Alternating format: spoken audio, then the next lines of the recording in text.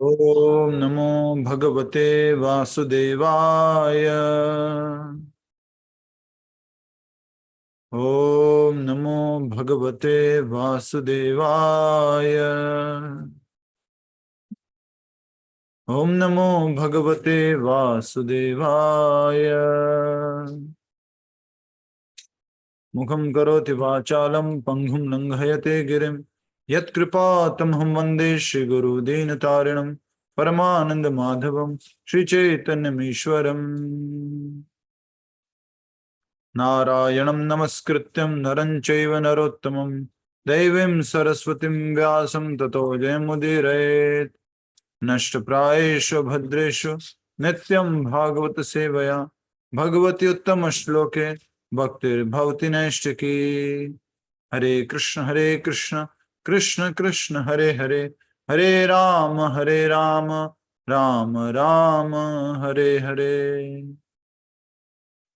हरे कृष्णा।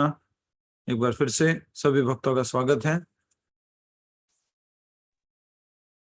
कुछ दिन से समस्या थी जूम में और उस कारण से हम नहीं कर पा रहे थे सही से।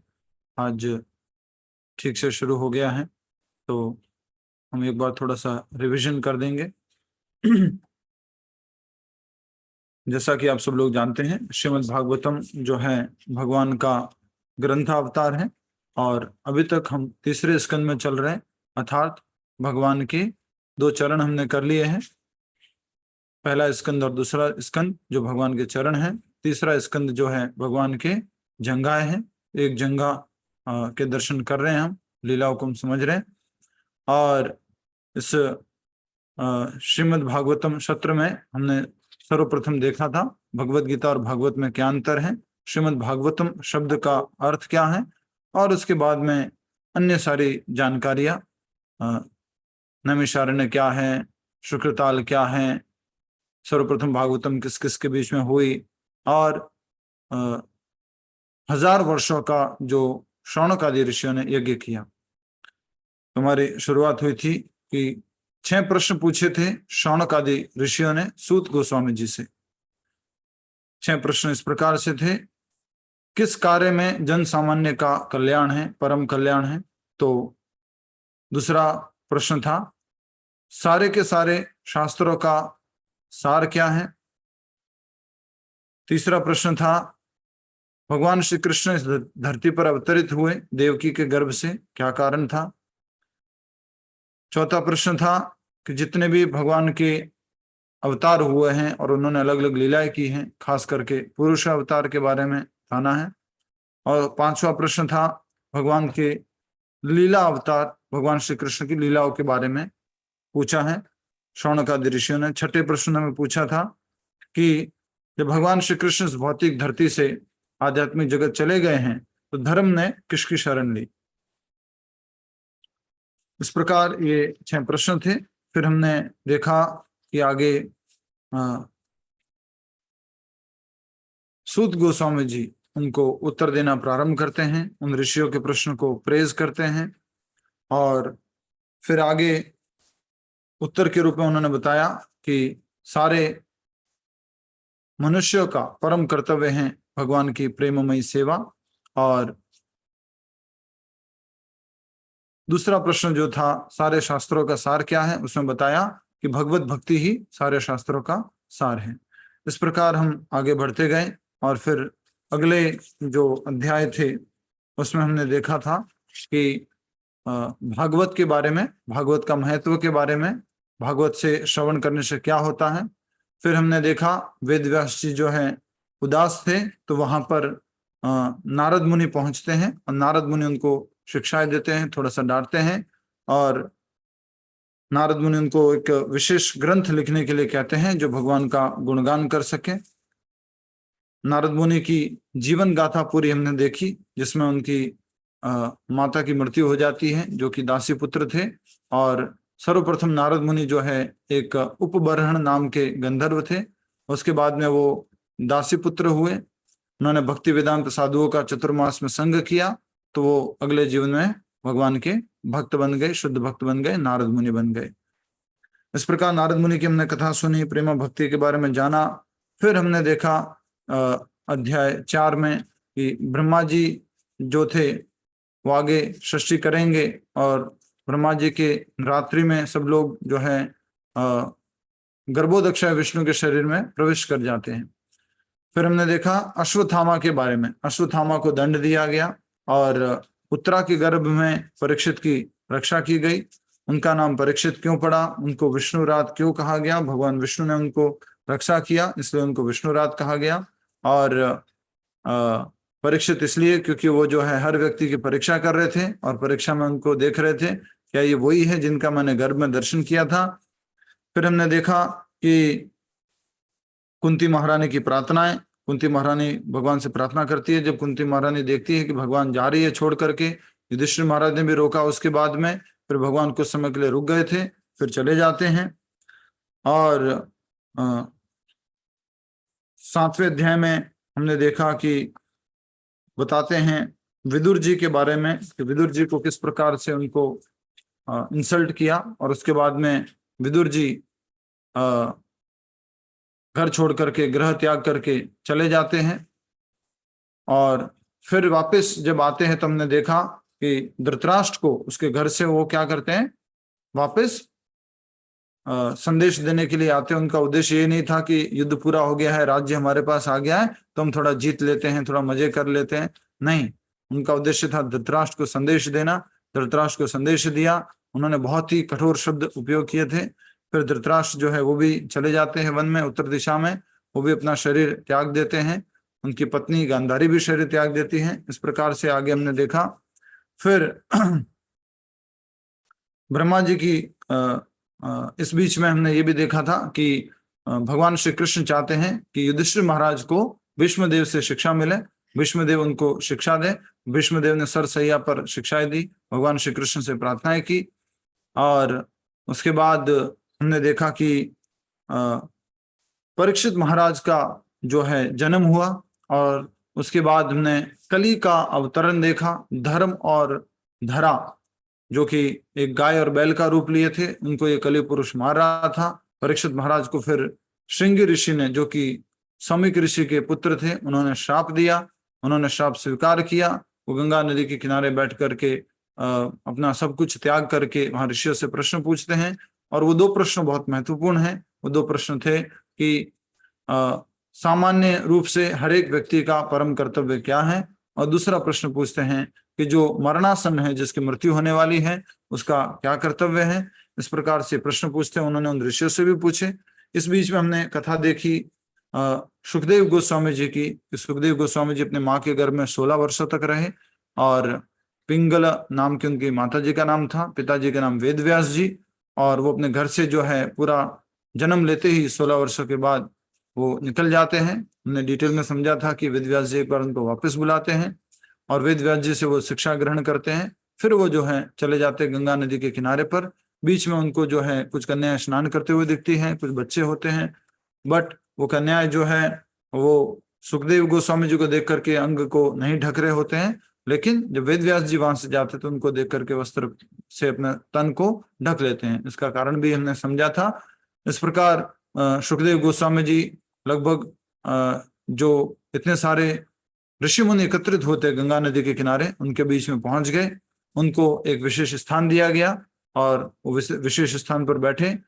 परीक्षित महाराज ने उनसे भी वही प्रश्न पूछे जो सारे ऋषियों से पूछे थे कि हर एक मनुष्य का सामान्य रूप से क्या कर्तव्य है। और उसके बाद में उन्होंने पूछा कि जो मरणासन्न व्यक्ति है उसका कर्तव्य क्या है। सीधे सीधे उत्तर दे दिया सुखदेव गोस्वामी जी ने, भगवत भक्ति। और उसको 3 रूप से बोला था। क्या क्या था? श्रवण, कीर्तन, स्मरण और पूजा। स्मरण, श्रवण, कीर्तन, स्मरण और पूजा किसकी करनी चाहिए? हर एक व्यक्ति को सामान्य रूप से। और जो मरणासन है उसको किसकी पूजा करनी चाहिए, किसका स्मरण करना चाहिए। सुखदेव गोस्वामी जी ने पूरा अच्छे से उत्तर दे दिया। इस प्रकार ये कथा जो है सूत गोस्वामी शौनकादि ऋषियों को सुना रहे हैं। शौनकादि ऋषि आगे फिर प्रश्न पूछते हैं, सूत गोस्वामी जी उत्तर देते जाते हैं। फिर आगे आता है मैत्रेय, विदुर और आपके कौन थे तीसरे? मैत्रेय, विदुर और तीसरे कौन थे? उद्धव। उद्धव जो हैं भगवान श्री कृष्ण के साथ दिव्य लीलाओं में थे, उनके ही ब्रदर थे। तो उनको भगवान श्री कृष्ण अंत समय में कह देते कि उद्धव तुम जो है बद्रिकाश्रम जाओ। इस बीच में युधिष्ठिर महाराज बहुत विचलित हो जाते हैं और उनको मालूम पड़ता है कि जो है अशुभ लक्षण दिखाई दे रहे पूरे ब्रह्मांड में अलग अलग प्रकार के। तो अनुमान लगाते हैं कि हुआ क्या है। आखिरकार अर्जुन वापस आते, अर्जुन से पूछते क्या हुआ है। तो अर्जुन बताते हैं कि भगवान श्री कृष्ण इस धराधाम को छोड़ के चले गए हैं। मेरे पास वही धनुष था, वही रथ था, सब कुछ सुविधा थी, लेकिन मैं एक भील को जो है हरा नहीं पाया युद्ध में। इस प्रकार ये सारी कथा होती है।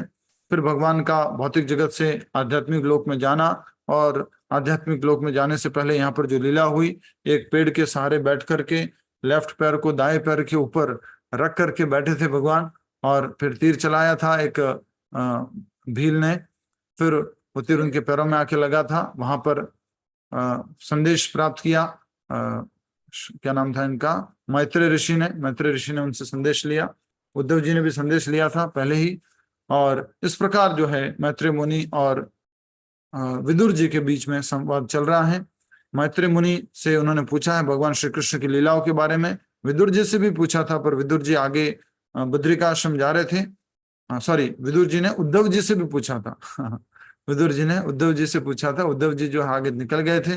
बाद में मैत्रेय मुनि से विदुर जी पूछते हैं और वो सारी कथा बताते हैं। सर्वप्रथम उन्होंने क्रिएशन के बारे में बताया, सर्ग के बारे में, अर्थात प्राइमरी क्रिएशन, जो कि महाविष्णु द्वारा किया गया, अलग अलग ब्रह्मांडों की उत्पत्ति, और पंच महाभूत, और 5 जो हैं इंद्रियों के विषय, और 3 गुण, और ये सब उत्पत्ति बताई। उसके बाद में गर्भोदक्षाय विष्णु की नाभि से ब्रह्मा जी प्रकट हुए, उसके बारे में हमने समझा। फिर हमने चतुष्कुमारों की उत्पत्ति,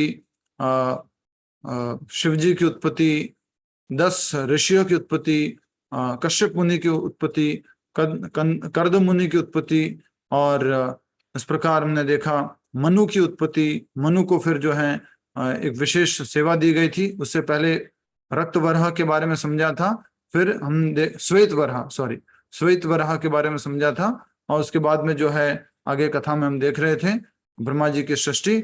और ब्रह्मा जी की सृष्टि में हमने यहाँ तक देख लिया था कि मनु और शत्रुपा हुई, और उसके बाद में कश्यप मुनि और उनकी पत्नी दीति थी। दीति से जो है गलती हो गई थी, संध्या काल में उन्होंने भौतिक पुत्र प्राप्ति हेतु इच्छा की थी, इसलिए उनको 2 गर्भ में 2 पुत्र आए, हिरण्याक्ष और हिरण्यकश्यपु। तो हमने जो पढ़ा था, अपने भाई का बदला लेने के लिए हिरण्याक्ष जो है बहुत तपस्या करता है और पृथ्वी को जो है नीचे गर्भोदक सागर में डाल देता है।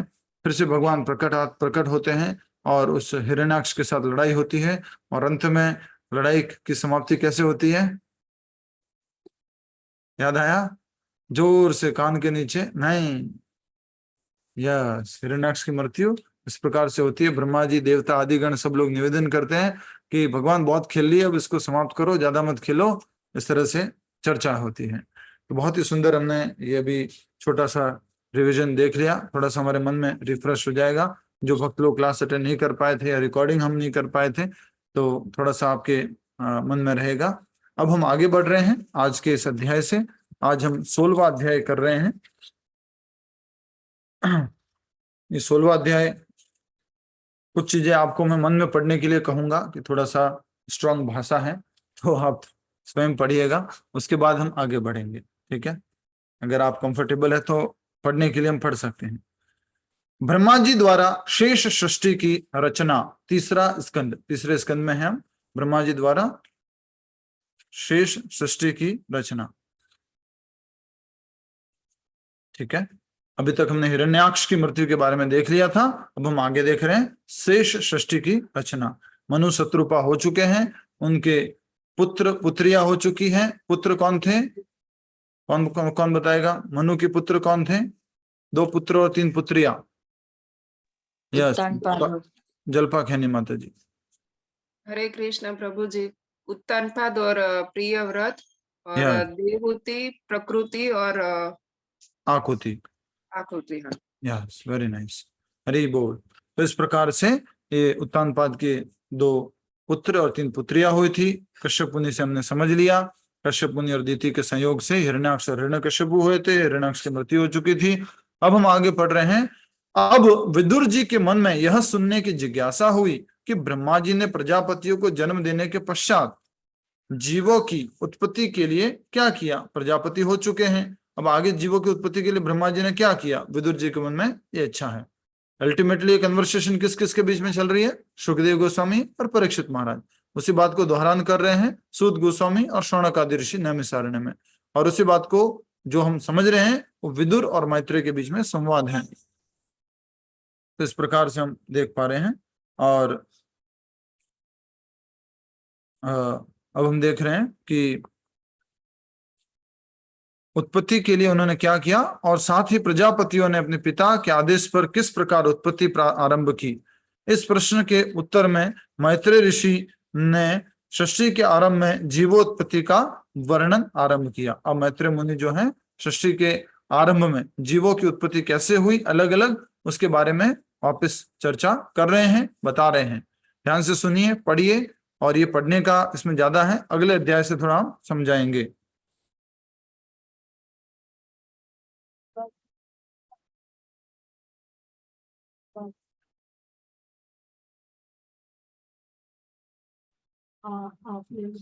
जी, तो हम समझ रहे हैं, जब महाविष्णु के दृष्टिपात तथा काल के प्रभाव से प्रकृति के गुणों में हलचल होने लगी, तो उस समय महत तत्व अर्थात भौतिक तत्वों के पूरे समूह की उत्पत्ति हुई। तो बहुत ही सुंदर बात कही गई, इसको हम पहले भी समझ चुके हैं। पूरी भौतिक जगत में जब कुछ भी नहीं था तो सबसे पहले कौन थे, महाविष्णु। हो सके तो वो पिक्चर डिस्प्ले कीजिएगा, मैं एक बार दिखा दूंगा महाविष्णु और वो गोलोक चार्ट। तो महाविष्णु जब थे तो सर्वप्रथम महाविष्णु ने किसको प्रकट किया, भौतिक तत्वों के समूह को। उसको क्या कहा जाता है, महत तत्व। मैंने एग्जाम्पल दिया था, अगर आपको याद हो भगवद गीता क्लास में, जैसे कि वो एग्जाम्पल था आटे का एग्जाम्पल। आटे से अलग अलग चीजें बनती हैं, एग्जाम्पल के तौर पे हमने समझा था कि जो आटा है वो महत तत्व के बराबर है। तो हम आगे चल रहे हैं। यस, ये देखिए गोलोक चार्ट। इस गोलोक चार्ट में आप नीचे देखेंगे तो हम देख पाएंगे कि भगवान महाविष्णु है, और महतत्व भौतिक जो लेफ्ट में देखेंगे आप बादल के पास में दिख रहा है, ऊपर देखिए ये महतत्व लिखा हुआ है।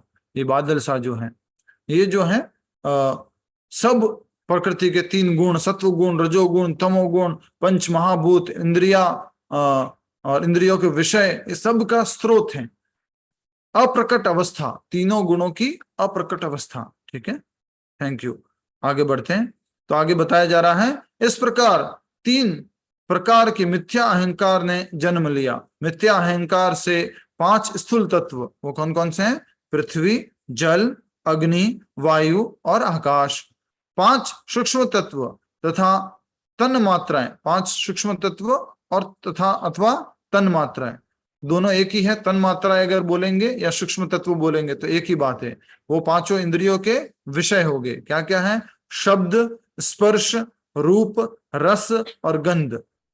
ये आपसे कभी कोई पूछे इनकी उत्पत्ति कैसे हुई, तो आप समझ सकते हैं सीधा से सीधा, वो ये है कि जब प्रकृति की जब शुरुआत हुई थी, रचना शुरू हुई थी, तो उस समय जो है इनकी उत्पत्ति हुई थी। कहाँ से, महतत्वों से। महतत्वों के बाद किससे, तीनों गुणों से।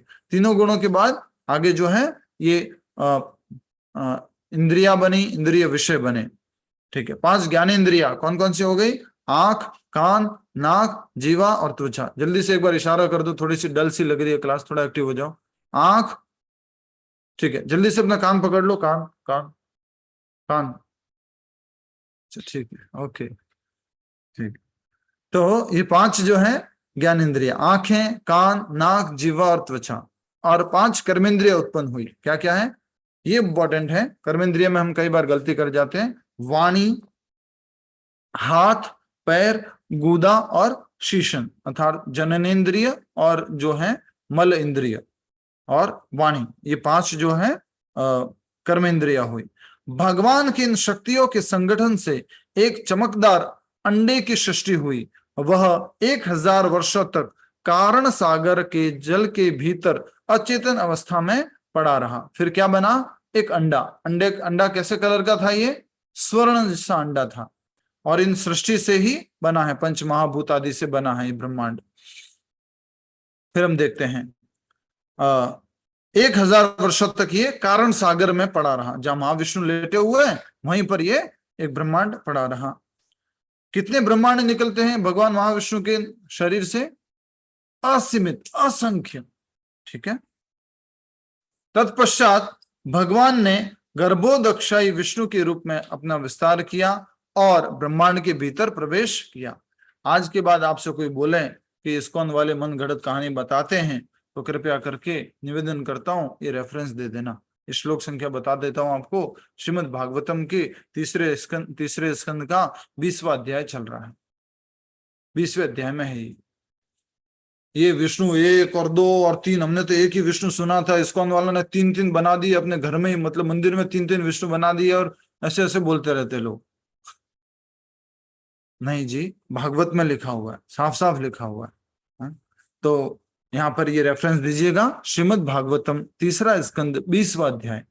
तो पहले कौन थे? महाविष्णु। वो फिर हर एक ब्रह्मांड में प्रवेश करते हैं, किस रूप में? गर्भोदक्षाय विष्णु के रूप में। ठीक है, अपना विस्तार करते हैं, खुद को ही विस्तार करते हैं। ब्रह्मांड के भीतर प्रवेश किया, भगवान अपने ही पसीने से बने समुद्र में लेट गए। ये जो गर्भोदक्षाई सागर है वो भी क्या है? भगवान का पसीना है। इतना पसीना है भगवान का कि पूरा सागर बन गया। ठीक है। उनकी नाभि से एक प्रकाशमान कमल पुष्प प्रस्फुटित हुआ और उस कमल के ऊपर सृष्टि के पहले जीव ब्रह्मा जी का जन्म हुआ। अब जो आगे बात आने वाली है वो बहुत इंपॉर्टेंट है। किसका जन्म हुआ? भगवान की नाभि से ब्रह्मा जी का, कमल पुष्प के ऊपर। ठीक है। अब देखिए बहुत सुंदर बात कही गई है। सबसे पहले जीव हैं। आपसे कभी कोई पूछे कि ब्रह्मांड में सबसे पहले जीव कौन? ब्रह्मा जी। जीव, भगवान नहीं है, जीव। ठीक है। जब भगवान ने क्षीरोदक्षय विष्णु के रूप में अपना विस्तार करके, देख लो पूरा लिखा हुआ एज इट इज। पहले कौन है? महाविष्णु, फिर गर्भोदक्षय विष्णु, फिर क्षीरोदक्षय विष्णु। क्षीरोदक्षय विष्णु के रूप में अपना विस्तार करके ब्रह्मा जी के हृदय में प्रवेश किया। आज के बाद इस बात को याद रखना, हर एक देवी देवता, हर एक ब्रह्मा जी, हर एक व्यक्ति के भौतिक जगत में हृदय में कौन है? क्षीरोदक्षाय विष्णु। और उनको हम क्या बोलते हैं? परमात्मा। आप सबके हृदय में है वो चतुर्भुज विष्णु। किस रूप में? क्षीरोदक्षाय विष्णु के रूप में। वो क्षीर सागर में भी रहते हैं और हम सबके हृदय में भी रहते हैं। ये कैसे संभव है? क्या उदाहरण बताया गया इसके लिए? कौन बताएगा?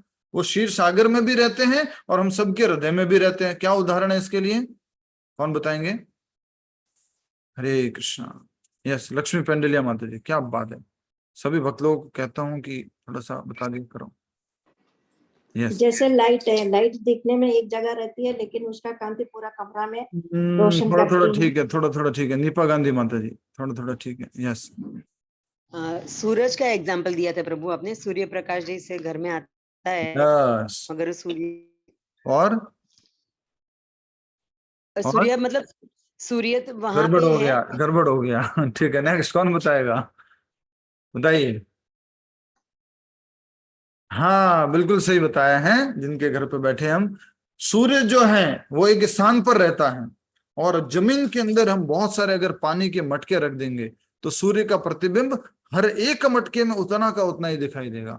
तो उसी प्रकार जो है भगवान क्षीर सागर में स्थित है, लेकिन हम सबके हृदय में भी स्थित है। बोलो श्यावर रामचंद्र भगवान की जय। हरि बोल। खुशी तो इसी बात की है कि जूम चालू हो गया। ठीक है। सबसे पहले अब आगे बात कर रहे हैं कि ब्रह्मा जी के हृदय में भी पहुंच गए भगवान परमात्मा के रूप में, क्षीरोदक्षाय विष्णु के रूप में। ब्रह्मा जी के हृदय में पूर्ववत सृष्टि करने की प्रेरणा प्राप्त हुई। पहले जैसे ब्रह्मा जी सृष्टि करते थे वैसे के वैसे दोबारा सृष्टि करने की प्रेरणा प्राप्त हुई। स्मिता माता जी, इसका मतलब ब्रह्मा जी सृष्टि करते रहते हैं क्या? ब्रह्मा जी कब कब सृष्टि करते हैं? स्मिता माता जी, मैंने लिखा वो पूर्ववत, पहले जैसे सृष्टि करने की प्रेरणा प्राप्त हुई, अर्थात क्या है? यस, माइक अनम्यूट कर सकते हैं अब आप। हरे कृष्ण प्रभु जी। ब्रह्मा जी जब जब आते हैं तब सृष्टि करते हैं, तब तब सृष्टि करते ही हैं। इसको इस तरह से कहेंगे, जब ब्रह्मा जी सो जाते हैं, ब्रह्मा जी के जब दिन पूरा हो जाता है तो सारे लोग हाँ, एक दिन पूरा। प्रलय हो जाती है। और ब्रह्मा जी जब जागते हैं फिर से उनको सृष्टि करनी पड़ती है। हाँ, तो इस बात को हम यहाँ पर समझ रहे हैं कि ब्रह्मा जी जाग गए, ब्रह्मा जी का दिन चल रहा है, उसमें ब्रह्मा जी सृष्टि कर रहे हैं। सोचो, ये ब्रह्मा जी के दिन दिन में 1000 बार चतुर्युग घूम जाते हैं। ब्रह्मा जी के दिन दिन में 1000 बार चतुर्युग घूम जाते हैं। एक कल्प, दिन मतलब एक कल्प भी बोलते हैं। आगे बढ़ेंगे। सबसे पहले ब्रह्मा जी ने अपनी छाया से अज्ञान के 5 आवरण उत्पन्न किए। पहला तामिश्र, इनको थोड़ा सा अगर आप डिटेल में जाना चाहते हैं तो जा सकते हैं, जो थोड़ा साइंटिफिक है, जो थोड़ा फिजिक्स में, थोड़ा सा लॉजिक में, इसमें सब विश्वास रखते हो, वो थोड़ा इसमें डिटेल में जा सकते हो। अपने बच्चों वगैरह को समझाना है तो बहुत डिटेल में अच्छे से बता रखा है। क्रिएशन कैसे हुआ उसके बारे में बता रहे हैं। सबसे पहले क्या हुआ, 5 आवरण उत्पन्न किए छाया से। वो क्या है? तामिश्र, वह क्रोध और द्वेष जिसके कारण व्यक्ति अपने वास्तविक स्वरूप को भूल जाता है कि वह भगवान का सेवक है। क्रोध और द्वेष के कारण अपने आप को भूल जाते हैं। इस बात को यहाँ पर कहा जा रहा है। पहला उत्पत्ति हुआ तामिश्र। दूसरा है अंध तामिश्र, यह विचार की मृत्यु के साथ सब कुछ समाप्त हो जाता है। इस प्रकार के विचार, इस प्रकार की बातें प्रकट हुई ब्रह्मा जी की अज्ञान से। तमस, छाया से अपने आध्यात्मिक स्वरूप का अज्ञान। तमस सीधे सीधे समझते हैं आप, तमसोमा ज्योतिर्गमः, तमसो मतलब अज्ञान, तो अज्ञान से अज्ञान के बारे में कहा गया तमस अर्थात मोह, जड़ शरीर से संबंधित वस्तुओं के साथ आसक्ति, मोह को प्रकट किया। सोचो ये प्रकट करने वाले कौन है? ब्रह्मा जी। अगर मोह को प्रकट नहीं करेंगे, अज्ञान को प्रकट नहीं करेंगे, तो जगत में ये सब लोग कैसे होंगे अलग अलग प्रकार के? सबको प्रकट ब्रह्मा जी ने किया। नेक्स्ट, 5वां महामोह, भौतिक भोगों के लिए पागलपन। एक बार जस्ट हंसी मजाक के लिए बोल रहा हूं, थोड़ा एक्टिव हो जाओ उसको। आवारा, दीवानापन, पागलपन। बोलो किसके लिए? भौतिक भोगों के लिए। उसको क्या बोला गया है? महामोह। कल स्टाइल मत मार लेना अपने किसी दोस्त को देख करके, अरे तू मोह में नहीं है तो तू महामोह में है। हैं? तो इस प्रकार से जो यहाँ पर ये कहा जा रहा है, 5 प्रकार के आवरण उत्पन्न हुए ब्रह्मा जी की छाया से और अज्ञान के रूप में। नेक्स्ट, खिन्न होकर ब्रह्मा जी ने उस अज्ञानता भरे शरीर को त्याग दिया। शरीर को त्यागने से क्या मतलब है? थोड़ा सा बेसिक जितना मुझे समझ में आ रहा है उतना कहना चाहूंगा कि उन्होंने उस प्रकार की चेतना को त्याग दिया, अज्ञान रूपी चेतना को त्याग दिया। तो अज्ञान की उत्पत्ति हो गई। अब नेक्स्ट, ठीक है, त्याग दिया। उसने तुरंत रात का रूप धारण कर लिया। किसने रात का रूप धारण किया? अज्ञानता ने। तो ये सारे काम जनरली कौन से समय में होते? ज्यादा अज्ञानता में, अंधकार में, जो भूख और प्यास का स्रोत हैं। अब इसको कैसे समझना है? सुबह उठते ही भूख प्यास लगती है, उससे रिलेटेड ये रात को तो जो है निद्रा में थे, रात का रूप धारण कर लिया, और उसके बाद सुबह जो भूख और प्यास लगती है। यह देखकर यक्ष और राक्षस गण उस पर अपना अधिकार जमाने के लिए दौड़े दौड़े वहां आ पहुंचे। यक्ष राक्षस तो कौन वहां पर दौड़े दौड़े आ गए? यक्ष और राक्षस। किसके ऊपर अधिकार जमाने के लिए? रात्रि के ऊपर। बोले ये तो मेरा समय है। भूख और प्यास, यक्ष और राक्षस। तो भूख प्यास से उद्विग्न वे यक्ष और राक्षस चारों दिशाओं से ब्रह्मा जी की ओर दौड़े और चिल्लाने लगे, इसे मत छोड़ो, खा जाओ इसे। चिंतित होकर ब्रह्मा जी उनसे याचना करने लगे, अरे तुम लोग मेरी पहली संतान हो, मुझे खाने की बजाय तुम्हें मेरी रक्षा करनी चाहिए। कौन खाने लग गए ब्रह्मा जी को? ये सब लोग, यक्ष राक्षस, जो भूख प्यास उत्पन्न कर लिए रात्रि के समय में, ब्रह्मा जी को खाने के लिए निकल गए। चिंतित होकर ब्रह्मा जी उनसे याचना करने लगे, हाँ, अरे तुम लोग मेरी पहली संतान हो, मुझे खाने की बजाय तुम्हें मेरी रक्षा करनी चाहिए। जिन्होंने कहा कि ब्रह्मा जी को खा लेना चाहिए वे यक्ष कहलाए। इसको अंडरलाइन कर लो। जिन्होंने कहा कि ब्रह्मा जी को खा लीजिए, उनको क्या कहा गया? यक्ष। और जिन्होंने कहा कि ब्रह्मा जी की रक्षा नहीं होनी चाहिए वे राक्षस कहलाए।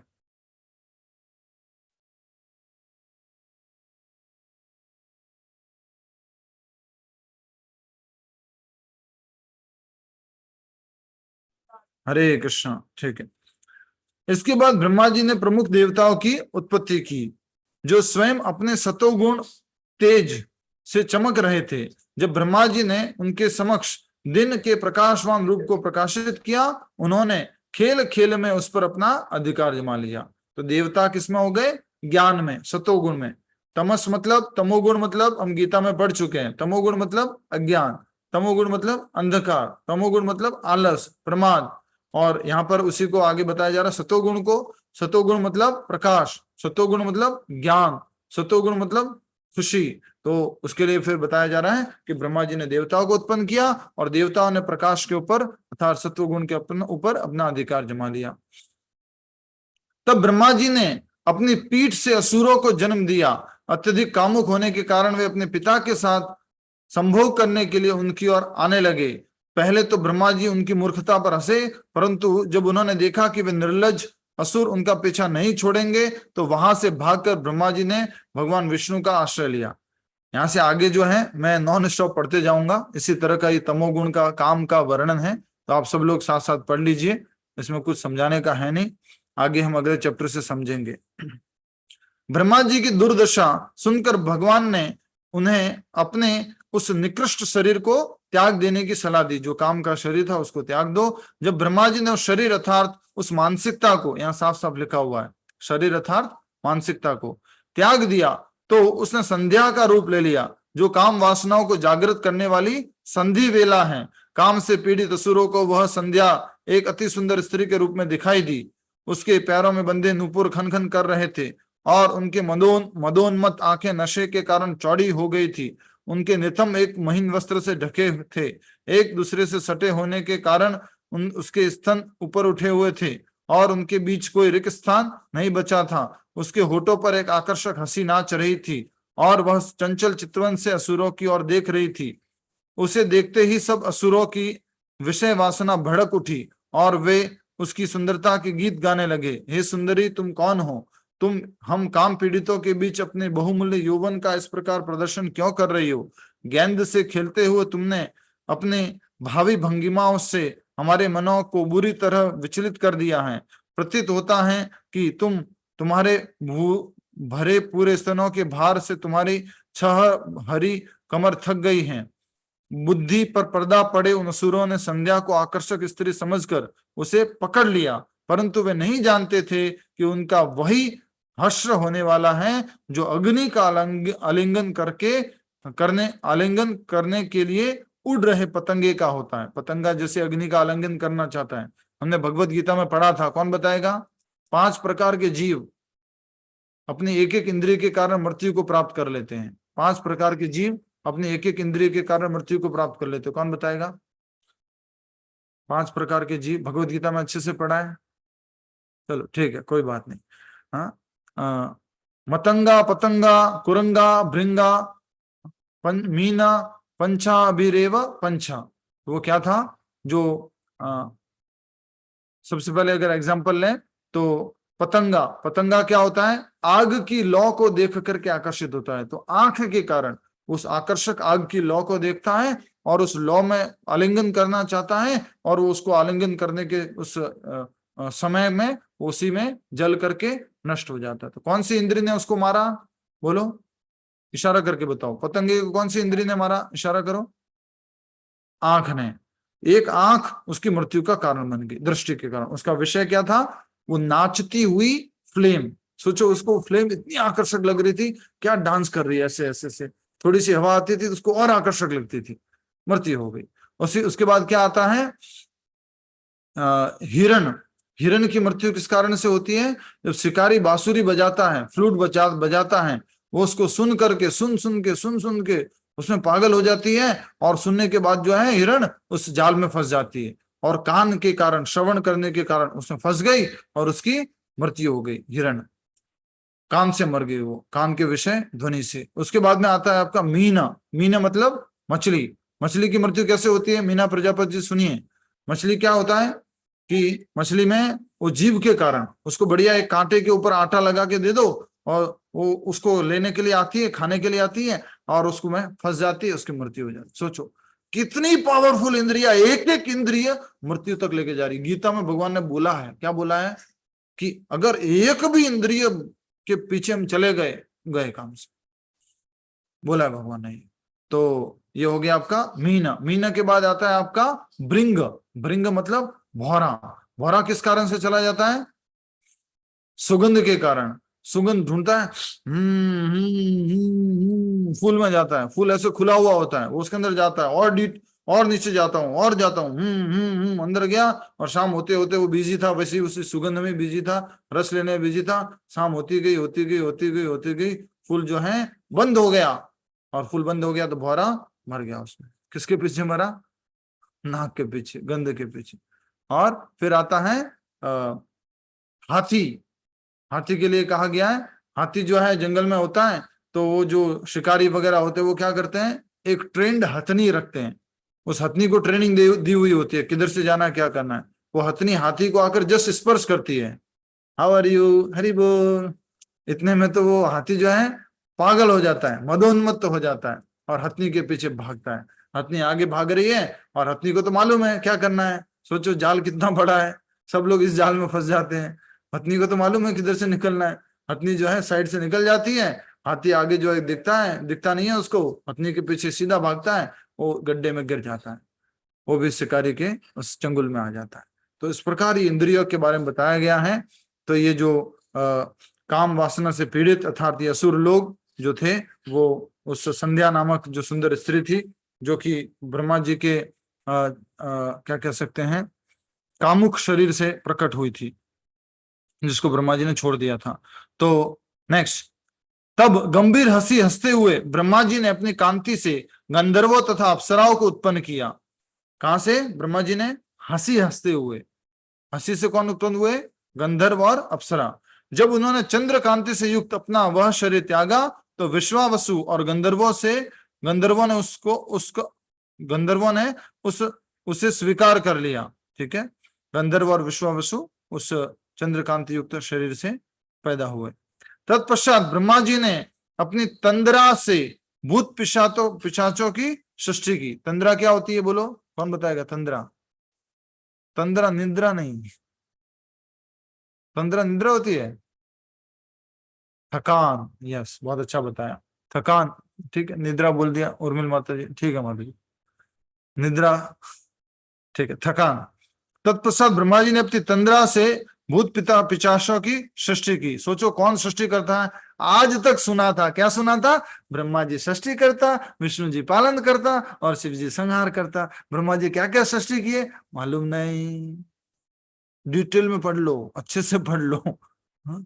इसको समझने में ना दिनों निकल जाएंगे, महीनों निकल जाएंगे, अगर भागवतम में पढ़ेंगे पूरा। ये तो हम कथा रूप समझ रहे हैं। तो तब ब्रह्मा जी, नेक्स्ट पढ़ रहे थे हम, किंतु उनके बिखरे बालों तथा नग्ना अवस्था को देखकर उन्होंने अपनी आंखें मूंद ली। भूत पिशाचों की शरीर को देख करके ब्रह्मा जी ने आंखें मूंद ली।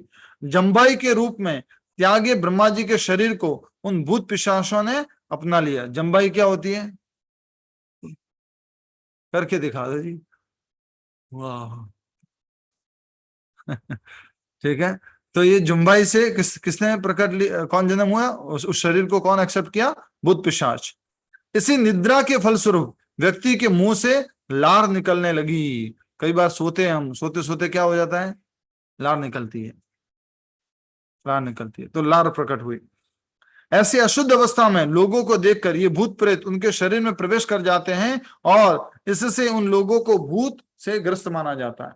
तो भूत प्रेत किसके शरीर में जाते हैं?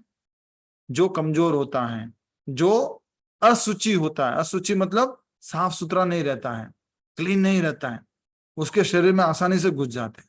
जैसे अगर आपसे पूछा जाए बैक्टीरिया किसकी बॉडी में अटैक करेंगे, कोरोना किसकी बॉडी में अटैक करेंगे, बताओ? जिसका कमजोर इम्यून सिस्टम है, इम्यूनिटी सिस्टम जिसका कमजोर है, वहां पर कौन अटैक करेंगे?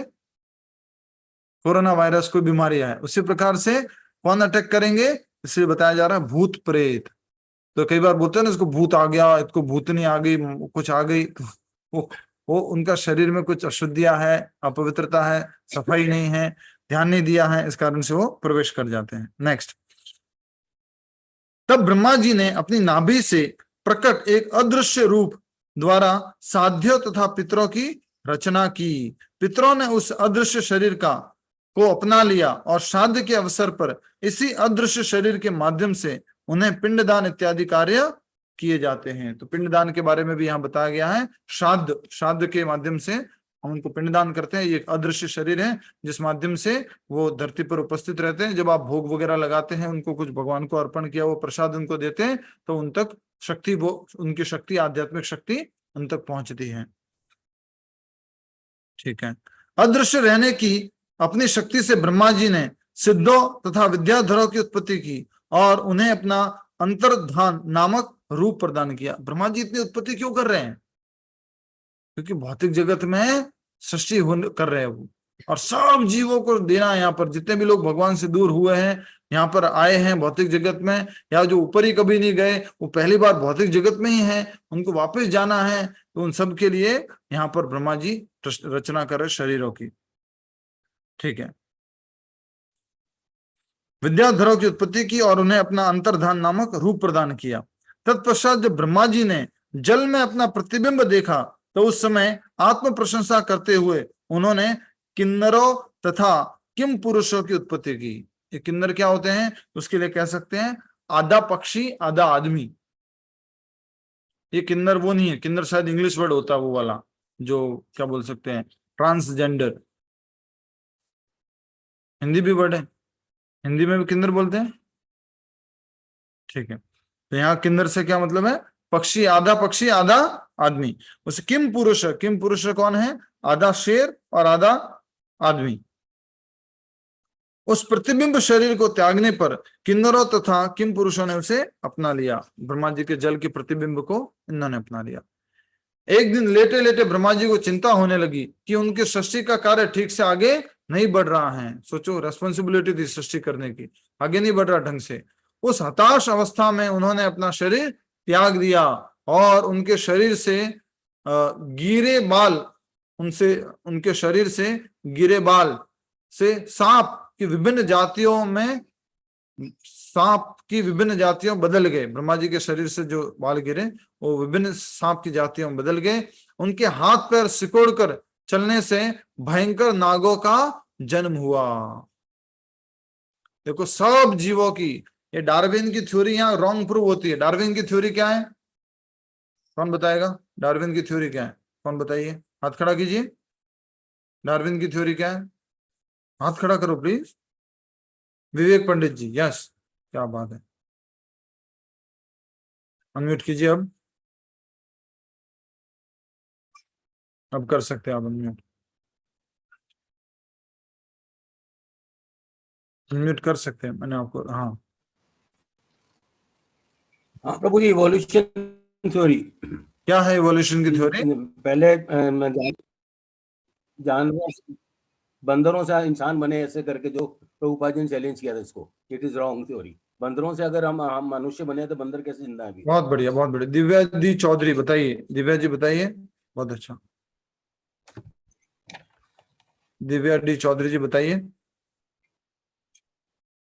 अनम्यूट कर सकते हैं आप, अनम्यूट करके बोलिए। हरे कृष्णा, अनम्यूट कर सकते हैं आप। यस प्रभु जी, वो सॉरी, मिस्टेक से हो गया। अच्छा, ठीक है। तो डार्विन की थ्योरी क्या कहती है कि पहले जो है एक जीव था, उसमें शरीर की इंद्रियों की जो है आगे आवश्यकता थी, वो इंद्रियां बढ़ती गई। जिनकी आवश्यकता नहीं थी वो इंद्रियां लुप्त होती गई धीरे धीरे धीरे। पहले जो है मान लीजिए क्या कहते हैं, छोटे जीव थे, अमीबा थे, फिर धीरे धीरे आगे बढ़ते गए। जिसने गले को आगे खींच लिया वो जिराफ बन गया, जिसने पैरों को लंबा कर लिया वो ऊंट बन गया। इस तरह से अलग अलग प्रकार की थ्योरी से ये कहना ये चाहते हैं वो कि पहले एक प्रकार का शरीर था, आवश्यकता के अनुसार दूसरा बना, तीसरा बना, चौथा बना, धीरे धीरे धीरे धीरे जो है आदि मानव बना। आदि मानव से पहले बंदर बने और उसके बाद में जो है मनुष्य बने। पर ऐसा सत्य नहीं है। क्यों सत्य नहीं है स्मिता शर्मा माता जी? क्यों सत्य नहीं है डार्विन की थ्योरी? बताइए शमिता शर्मा माता जी। प्रभु जी, बिकॉज इसमें डिस्क्रिप्शन दी हुई है कि ब्रह्मा जी ने कहाँ से कैसे उत्पत्ति करी है। क्योंकि सारे जीवों की सृष्टि ब्रह्मा जी ने एक साथ की है। साथ ऐसा रहे नहीं है हैं। कि एक जीव पहले आया, फिर दूसरा आया, धीरे धीरे तीसरा आया, चौथा आया, पांचवा आया, आवश्यकता अनुसार नहीं। सब जीवों की सृष्टि ब्रह्मा जी ने एक साथ की है। ठीक है। फिर आगे बढ़ रहे हैं हम। तो एक दिन जब ब्रह्मा जी ने अनुभव किया कि उन्होंने अपने जीवन का लक्ष्य प्राप्त कर लिया है, उस समय उन्होंने अपने मन से मनुओं की उत्पत्ति की और उन्हें स्वयं अपना मनुष्य शरीर प्रदान किया। ब्रह्मा जी के इस कार्य की स्तुति करते हुए देवताओं, गंधर्वों तथा अब तक उत्पन्न अन्य प्राणियों ने कहा, हे ब्रह्मांड के सृष्टा, आपका यह कार्य अत्यंत सराहनीय है।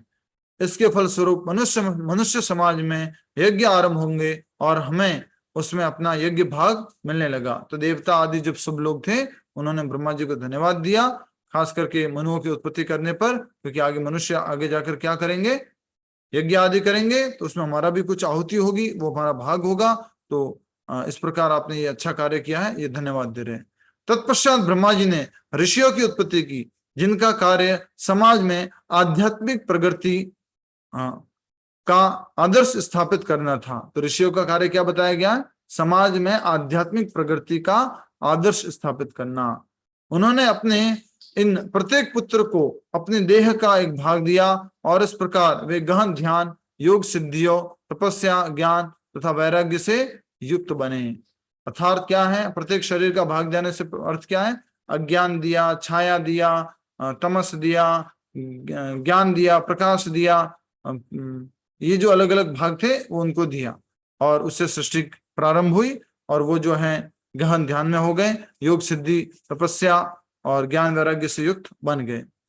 इस प्रकार से ये ब्रह्मा जी के द्वारा जो सृष्टि है उसके बारे में वर्णन था, ये हमने समझा। और भागवत में और डिटेल में वर्णन है, जो भी आप पढ़ना चाहते हैं अवश्य पढ़ें। यहाँ हम कथा रूप समझ रहे हैं, थोड़ा सा हमने इसके बारे में जान लिया।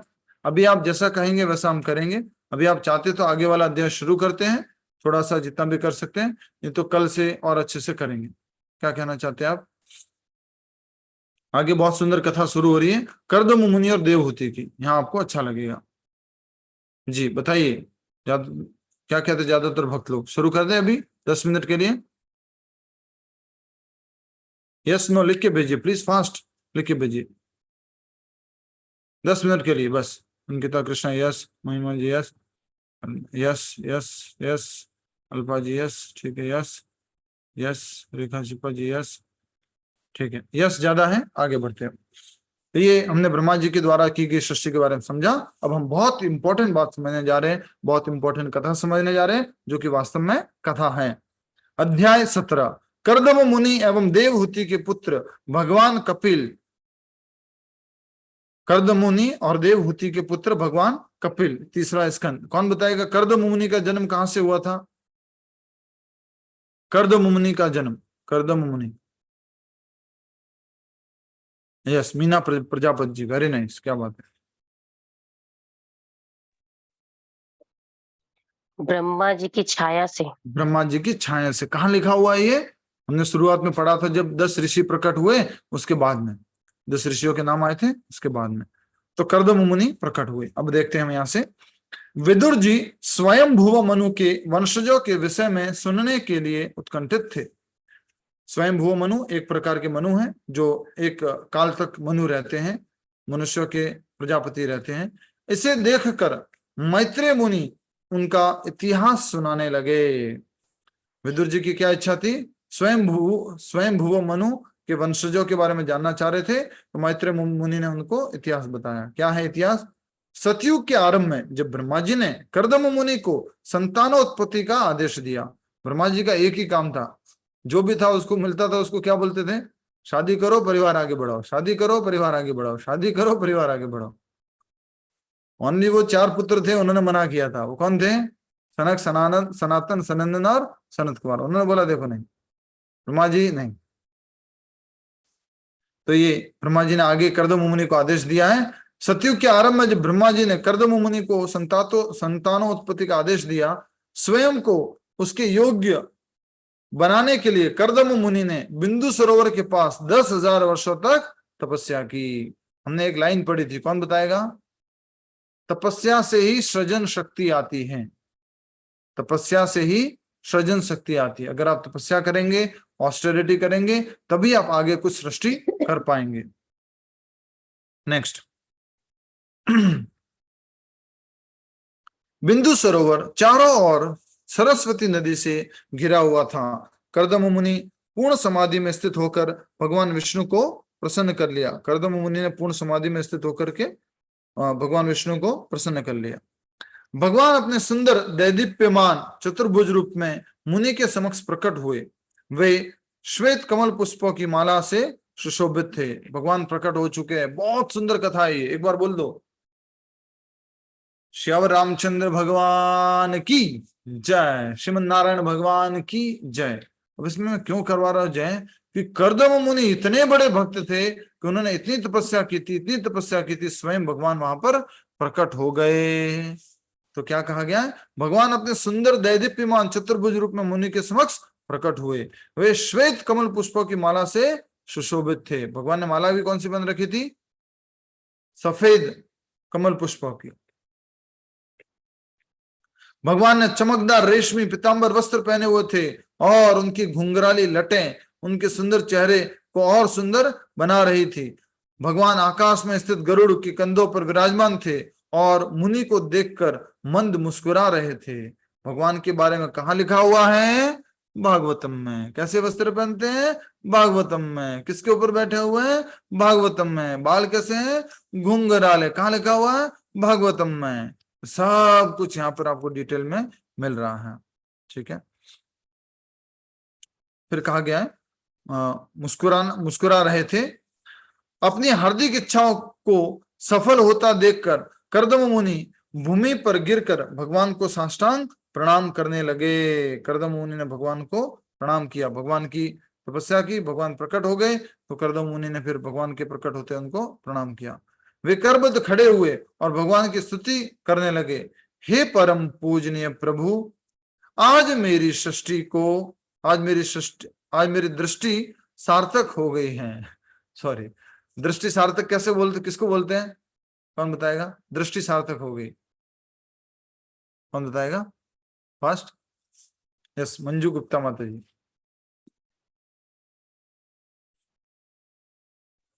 करबद्ध, प्रभु जी आंखें धन्य हो गई हैं। आंखें धन्य हो गई है। कई बार बोलते हैं ना कि जी बस आपसे मिल गया ना अब जीवन में, बस मेरा जीवन धन्य हो गया। कई बार बोलते हैं ना ऐसे, प्रभु जी आप हमारे घर पधारे, हमारा भाग्य, हमारा जीवन धन्य हो गया। बोले बस अब और कुछ नहीं चाहिए, हो गया, हमारा जीवन धन्य हो गया। तो ऐसे यहाँ पर कह रहे हैं कि वे करबद्ध खड़े हुए और भगवान की स्तुति करने लगे। कौन कौन?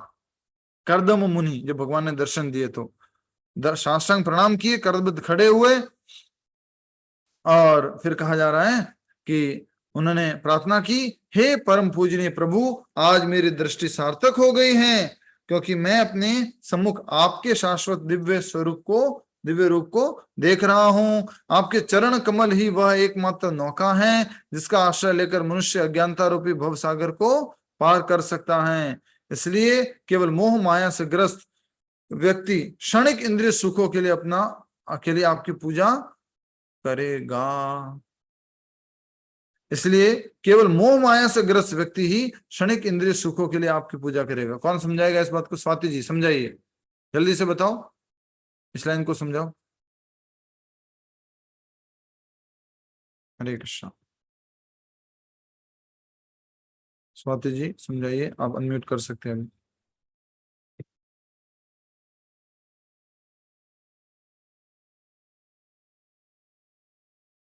नहीं? हरे कृष्णा। यस, कौन समझाएंगे?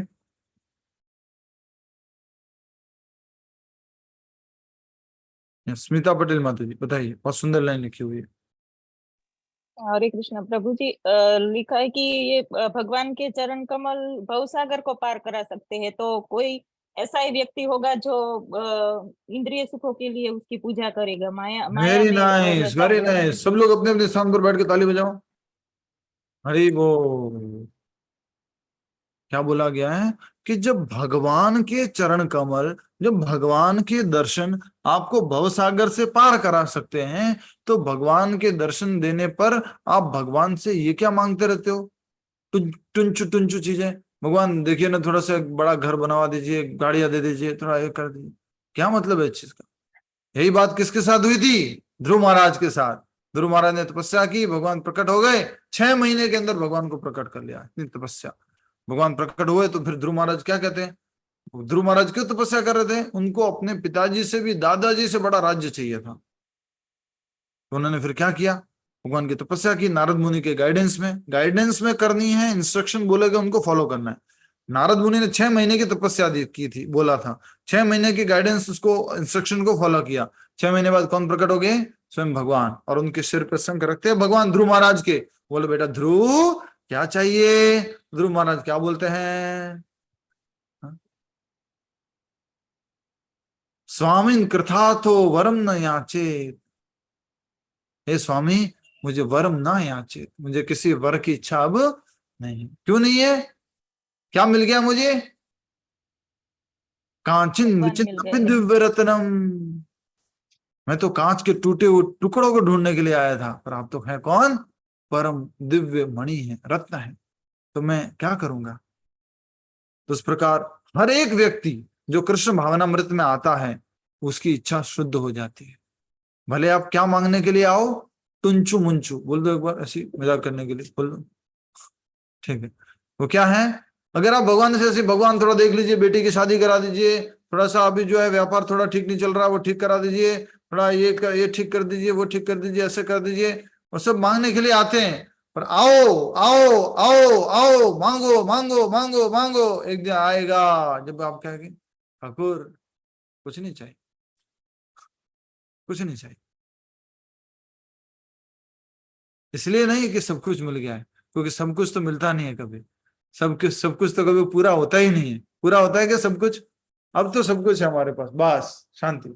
ऐसा है? नहीं है। तो क्या फिर क्यों शांति हो जाती है? इसलिए शांति हो जाती है क्योंकि वो संतुष्ट हो जाता है। अब उसको क्या चाहिए? भगवान चाहिए। ठीक है। तो बहुत सुंदर लाइन लिखी है, इसको अंडरलाइन कर लो, सब लोग अंडरलाइन करो इसको। ये प्रार्थना को करबद्ध खड़े हुए यहां से,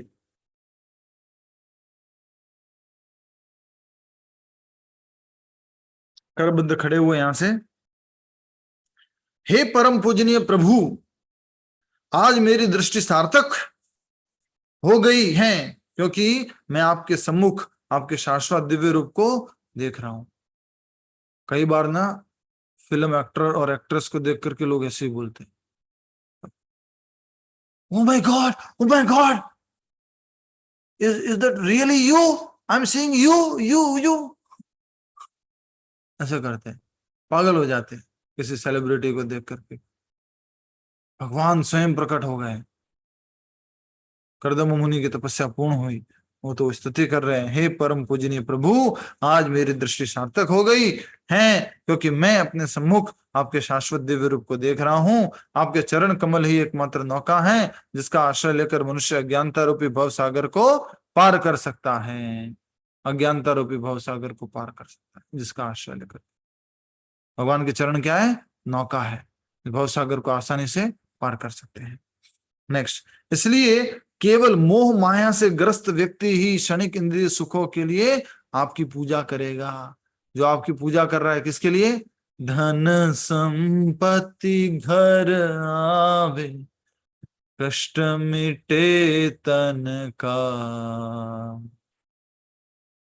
खास करके जब ये लाइन आती है ना, लोग पूरा भाव में गाते हैं, धन संपत्ति घर आवे, कष्ट मिटे तन का, ओम जय जगदीश हरे, जो ध्यावे फल फल। तो ये कौन है? ये वही लोग हैं जिनके बारे में वर्णन किया जा रहा है कि मोह माया से ग्रस्त। हे नाथ, आप सदैव मुझ जैसे मूर्ख लोगों पर कृपालु रहते हैं। मेरी एक तीव्र इच्छा है, मैं समानशील वाली एक पत्नी चाहता हूं जो मेरे ग्रस्त जीवन में कामधेनु गाय के समान मेरी समस्त इच्छाएं पूरी कर दे। अब आप कहोगे ये कर्दम मुनि को क्या हो गया भाई? स्वयं भगवान प्रकट हो गए और मांग क्या रहे हैं? एक सुशील पत्नी दे दीजिए भगवान एक ये कृत मुनि को क्या हो गया? तो यहाँ पर प्रश्न का उत्तर ये है कि ब्रह्मा जी ने उनको आदेश दिया था, बेटा आगे क्या करो, सृष्टि करो, और सृष्टि करने के लिए क्या करो, तपस्या करो। तपस्या इतनी अच्छी की कि स्वयं भगवान प्रकट हो गए। तो ये भगवान की इच्छा है कि आगे कर्दम मुनि क्या करे, सृष्टि करे, क्योंकि आगे किसको आना है, किसको आना है, भगवान को आना है। और किस रूप में आना है, बोलो जोर से, क्या नाम है उनका, क्या नाम है उनका, आगे कौन से भगवान आने वाले हैं? कपिल मुनि, कपिल मुनि आने वाले हैं। कपिल मुनि लिख के भेजो। हाँ हाँ, कपिल मुनि ऐसे वैसे गर्भ में नहीं जाएंगे। कैसे गर्भ में जाएंगे, कैसे व्यक्ति के शरीर में जाएंगे? भगवान स्वयं किसके शरीर में जाएंगे, जो तपस्या से शुद्ध हो चुका है। भगवान को आना है तो भगवान ने किसको प्रेरणा दी, ब्रह्मा जी को। हमेशा इस बात को याद रखना, सबके हृदय में भगवान बैठे हुए हैं, ब्रह्मा जी के हृदय में भी बैठे हुए हैं। अच्छा एक बात बताओ, आप देवी देवता से कुछ मांगते हो, हे गणेश जी, हे शिव जी, हे भोलेनाथ जी, जो है ना थोड़ा सा हमारा इच्छा पूरी कर दीजिए, थोड़ा धन संपत्ति दे दीजिए, और आपकी कुछ इच्छा पूरी हो जाती है। अरे भाई, वो शिव जी तक बात कैसे पहुंचती है, वो गणेश जी तक बात पहुंचती कैसे है? आपकी बात कौन सुनता है, ये वाले परमात्मा। और ये वाला परमात्मा कहां पर भी है, यहाँ पर भी है और उनके पास भी है, तो वो आगे सैंक्शन कर देते हैं। समझ में आ रही है? ठीक है। हे नाथ, आप सदैव मुझ जैसे मूर्ख लोगों पर कृपालु रहते हैं। मेरी एक तीव्र इच्छा है। अरे कर्दम मुनि, ऐसी तीव्र इच्छा क्यों कर रहे हो? उत्तर मिल गया आप सबको, उत्तर मिल गया, यस नो, जल्दी बोलो, उत्तर मिल गया। कर्दम मुनि ऐसी इच्छा क्यों कर रहे हैं? पुत्र की भगवान से, सॉरी पुत्र नहीं, पत्नी मांग रहे हैं। ऐसा क्या हो गया कि मैं समानशील वाली एक पत्नी चाहता हूं, जो मेरे ग्रस्त जीवन में कामधेनु गाय के समान मेरे समस्त इच्छाएं पूरी कर दे। कामधेनु गाय के समान, जलेबी मांगू जलेबी दे दे, रोटी मांगू रोटी दे दे, भाकड़ी मांगू भाकड़ी दे दे, इडली मांगू इडली, जो भी चाहूं सब देते हैं। ऐसी पत्नी दे दो। स्नेह भरी दृष्टि से कर्दम मुनि की ओर देखते हुए भगवान ने अमृतमय मधुर वचनों से बोलना प्रारंभ किया। आप इमेजिन कर सकते हो वो स्नेह भरी दृष्टि क्या होगी, थोड़ा सा मंद मंद मुस्कान क्या होगी भगवान की, इमेजिन करो। आराम से देख रहे भगवान और मंद मंद मुस्कुरा रहे हैं। कर्दम मुनि को, क्या मांग रहा भाई तू? पर मैंने ये इच्छा प्रकट की है तुम्हारे हृदय में। श्री भगवान ने कहा, तुम्हारे मन को जानकर मैंने पहले से ही इसकी व्यवस्था कर दी है। इंतजाम पहले से हो रखा है इस चीज का, एक कामधेनु जैसी पत्नी का।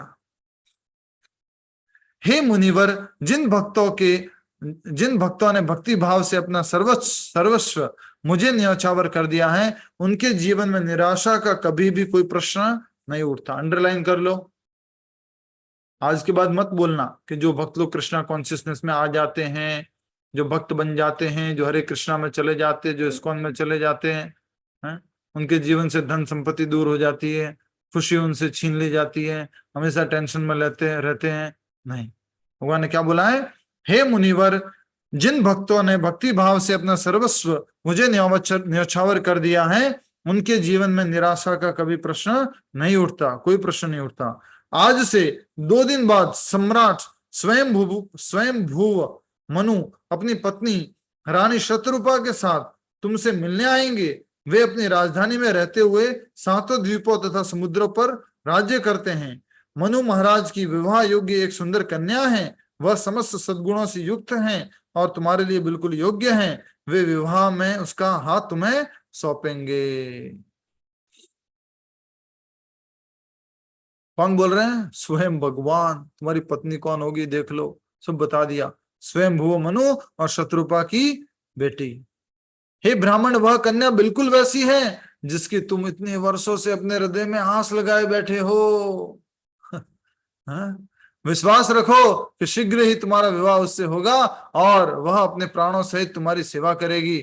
तुम्हारे वीर्य से वह 9 पुत्रियों को जन्म देगी। पहले से ही बोल दिया भगवान ने, 9 पुत्रियां जन्म होगी, और जिनसे भविष्य में विवाह करके महान ऋषिगण प्रजा का विस्तार करेंगे।